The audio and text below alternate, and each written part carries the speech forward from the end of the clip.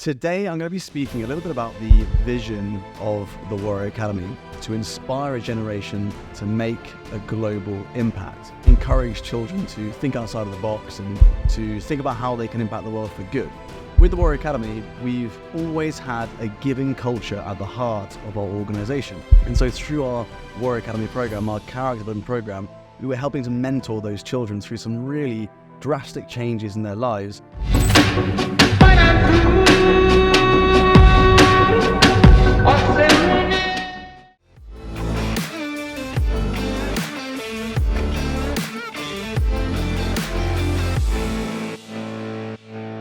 Welcome back to another Warrior Academy podcast episode where I'm going to be doing deep dives on different topics that help parents, specifically members of the Warrior Academy, but also other parents who are interested in developing their child's character. Today, I'm going to be speaking a little bit about the vision of the Warrior Academy, why we exist as a character development organization outside of the obvious of developing children's character. So we've got a very bold vision at the Warrior Academy, and that is to inspire a generation to make a global impact. When I think about this vision, I think that it's very easy to encourage children to think outside of the box and to think about how they can impact the world for good. And one thing, as we know, is teaching a child about something, but it's very different to involve a child. I really feel that when you involve a child in the process of doing that, they remember things and they're more likely to apply it in their own lives. With the Warrior Academy, we've always had a giving culture at the heart of our organization. So over the last 12 to 13 years while we've been running, we've donated thousands of pounds to charity, hundreds of thousands of pounds to charity. And we partnered initially with a company called B1G1, which means buy one, give one. And they have this incredible setup and philosophy and process to help businesses make a charitable donation for each transaction that goes on in the business. And so through B1G1, we've donated over 100,000 days of life-saving clean water to families in Ethiopia. We've donated tens of thousands of bicycles to children in Cambodia. And we've donated many, many months of e-learning for children in India. And the way in which we did that is whenever someone signed up to the Warrior Academy in the UK, for instance, we donated on their behalf 365 days of life-saving clean water. When a student came to a competition in the UK, we would purchase or donate a bicycle to a child in Cambodia so they can get to school safely. And when a student bought a uniform, we would provide 2 months of e-learning to children in India. So you can check out b1g1.com and have a look at what they do. It's remarkable.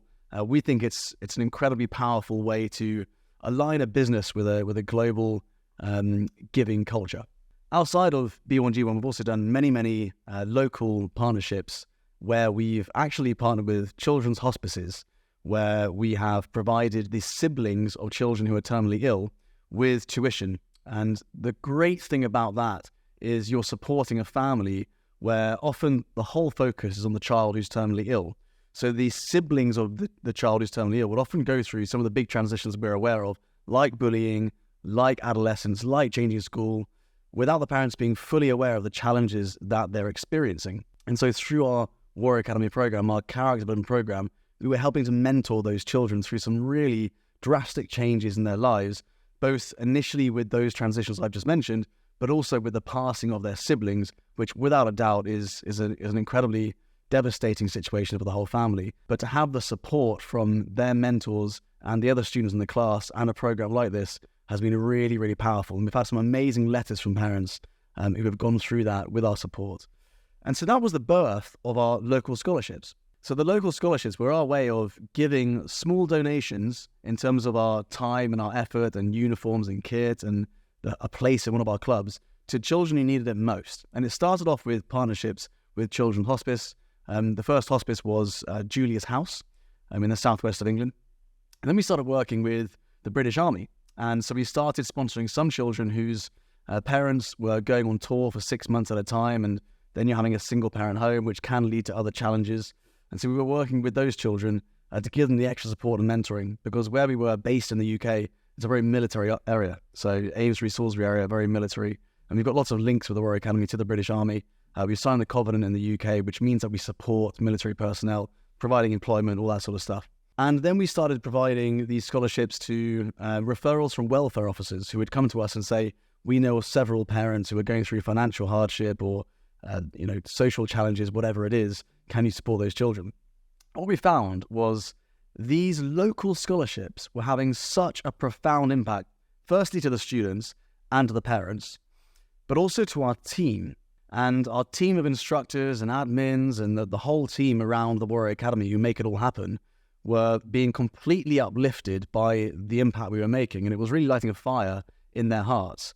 And while the local scholarships were something we've never advertised, we've never really talked about it much because we didn't want anyone to know we were doing it. It was just something we did to give back to the community and also to help students in need. And also because our team loved doing it. It was a real passion project for us. But it was really important we didn't overly talk about it because we wanted to have the students feeling like they were included. Inclusion was so important. We don't want a child who's going through financial trouble or any of those social challenges I spoke about to feel as if they are separate or different, whatever it is. And so we managed to achieve that, which is amazing. However, we got to the stage where 10% of our students in the UK were on these incredible local scholarships, we call them. So local scholarships, pre-tuition. And so we wanted to take the concept of local scholarships and spread it globally. And so what I decided to do was to found a charity. And so I founded the Bates Foundation to help with that. And so I realized it was something very difficult for the Warrior Academy to focus on, as well as growing all of our clubs in the Middle East and in the UK, to then focus on a charity as well, which is growing the clubs that we've got around every continent in the world. I realized just what a challenge that is. And so in building the Bates Foundation charity, I found the regional director of one of the Army's largest charities called the Army Benevolent Fund in the UK. That was my dad, and he actually became the COO of the Bates Foundation. So he's got years of experience in fundraising. He understands martial arts with a son who's been competing around the world and obviously focused on character development. So he gets it. He gets the program. He understands what it's all about. And he understands the value and he understands the impact. He's got an incredible background with work with children as well. So it's worth checking out his profile and seeing what he's all about because it really comes from a place of passion for him. So I definitely recommend looking into that. So Peter's been helping me with expanding the Bates Foundation and growing the Warrior Academy. And our first expansion with that was into Kenya. And we started the Bates Foundation in Kenya. We've got instructor Matt, the head instructor in the UK, who's now managing a team of instructors in Kenya. And the way in which we do this is we work specifically with charities in those locations already, who can then provide us with referrals to orphanages, to slums, to homeless shelters, and to primary schools in very rural locations where there's a high level of poverty. So we're working in developing countries with children who are going through incredibly difficult times with a multitude of different challenges, education, health, social, you name it, they're going through it. It was like pushing on an open door. These organizations were really open to working with us, which is fantastic. But what we also found is in these developing countries, there was a huge amount of corruption. So we had to really do a huge amount of due diligence. I would say that for every 10 orphanages that we get introduced to, we only choose to work with one. And that's because we really go down into the details, the minute details, to make sure we're working directly with the children who need it the most, with partners we can really, really trust. So we did this in Kenya, and it was a massive success. We've got a homeless shelter in Thika, near Nairobi, with about 30 students. That was one of our first ever clubs. The great thing about the homeless shelter is it takes street kids from Nairobi who are often suffering with substance abuse, domestic violence, and so on, and it transitions them into education in schools. One of the really powerful things about that is most of the time when children transition from homelessness through the homeless shelter and into school, they get to school and they never last. They run away. And so our work, within the 6 months we've got with them, training 5 times a week, is to guide these students to develop a black belt character in a short amount of time so that when they do go to the schools, they make better decisions and they're able to stick with education longer. What I found is, particularly in these areas, one of the main reasons the children actually go to school is so they get one guaranteed meal a day. And so we want to add more to that. There's more of a reason they want to go to these schools. And so as well as being in these transition centers, in the new schools, we're also starting clubs. So these children who go through the transition center in this particular location, Thika, that I'm explaining about now, they go to these new schools, and because they've already trained a lot, 5 times a week over the last 6 months, they've now got this sense of identity. They're a martial artist, and they join the new school, and immediately we make them an assistant instructor because they've got more experience than the other students who have only just started there. And there's a sense of responsibility. We know in the Warrior Academy, when you give a child responsibility, they're more likely to stick to something, and they feel a sense of pride with it. And so I think combining that with the 1 meal a day at school means that these students are going to stick with education longer, which then has a massive impact on their later life. They make better decisions because of the character development training they've been through, essentially. So that was our first ever club. Then we launched another club in Nakuru, in the north of Kenya. And we have 400 orphans in this incredible orphanage, which is almost like an oasis right in the middle of the slums of Nakuru. And it's incredible. You open the door to this orphanage, and you feel like you're in a different place. There's green grass, and there's paintings all over all of the walls, and there's friendly teachers. And I remember turning up there, and we'd been training online, and one of my instructors, Instructor George, we had lunch with the kids, and I taught a class to 400 orphans in one day. You can have a look at some of the videos on that, because it was quite remarkable.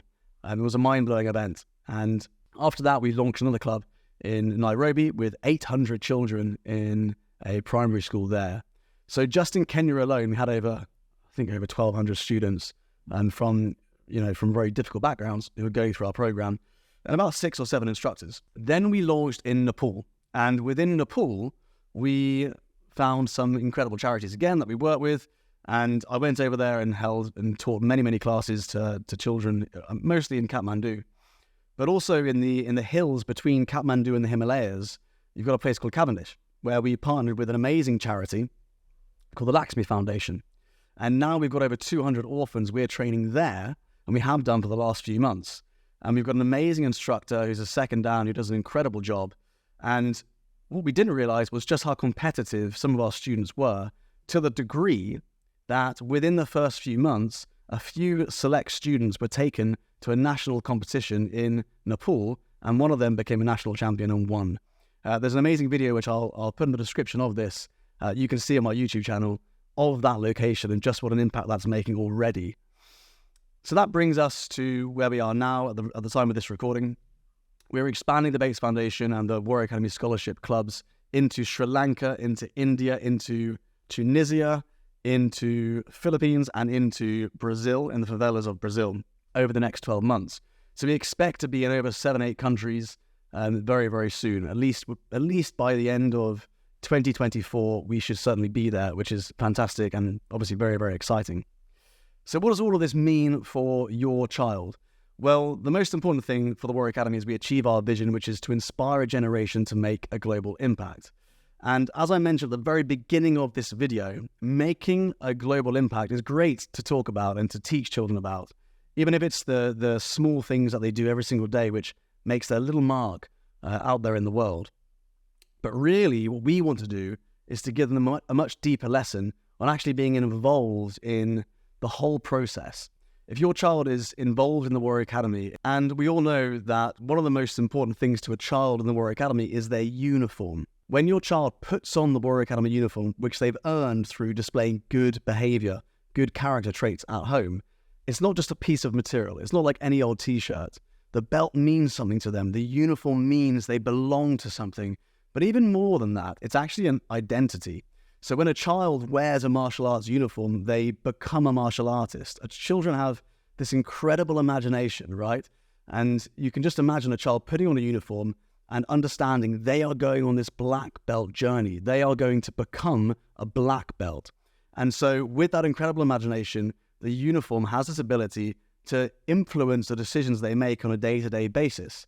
And it's something that when a child goes through that and they've worn the uniform for a year or maybe even 2 years, that uniform is quite a sentimental item, and it almost becomes a part of their legacy. And so what we're asking all of our students to do in order to be a part of this massive global impact we're deciding to make, we're searching and seeking to make out there in the world, is to donate their old uniforms to some of the children in the slums of Africa, or the homeless shelters in Thika, or the boarding school orphanages in the hills near the Himalayas, or the children in the favelas of Brazil, or the children in some of the rescue shelters that we're working with in India.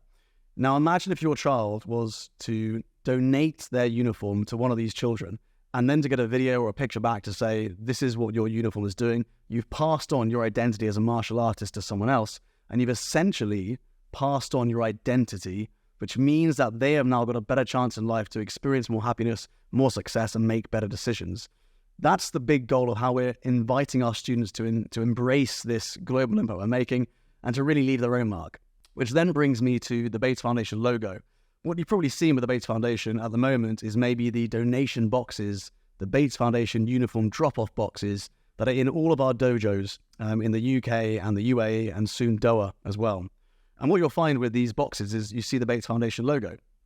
And the vision for the Bates Foundation is identical to the vision for the Warrior Academy, to inspire a generation to make a global impact.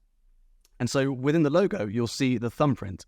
Now, the thumbprint is designed very specifically because we believe that every single person has the ability to leave their mark. Every single person has the ability to touch someone's life and to leave something unique, their own unique gifts. And what's more unique than a thumbprint? And so that's our emblem. That's what you'll start to see on all of the Warrior Academy clothes, on the instructors' uniforms, on the children's uniforms, and obviously with the Bates Foundation logo. The thumbprint is a symbol that you, as a member of the Warrior Academy, are leaving your mark behind and you're making that global impact. So I hope that gives you maybe a dose of inspiration about what we're doing as a small business to inspire young people that they can and should impact the world for good, and what it is we really stand for at the Warrior Academy.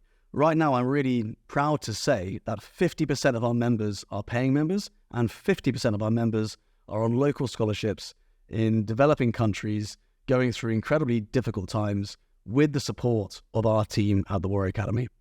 So make sure you click subscribe on this podcast and the YouTube channel so you don't miss any more episodes. I really hope you enjoyed this and you got some valuable insights, and I look forward to speaking with you all very soon.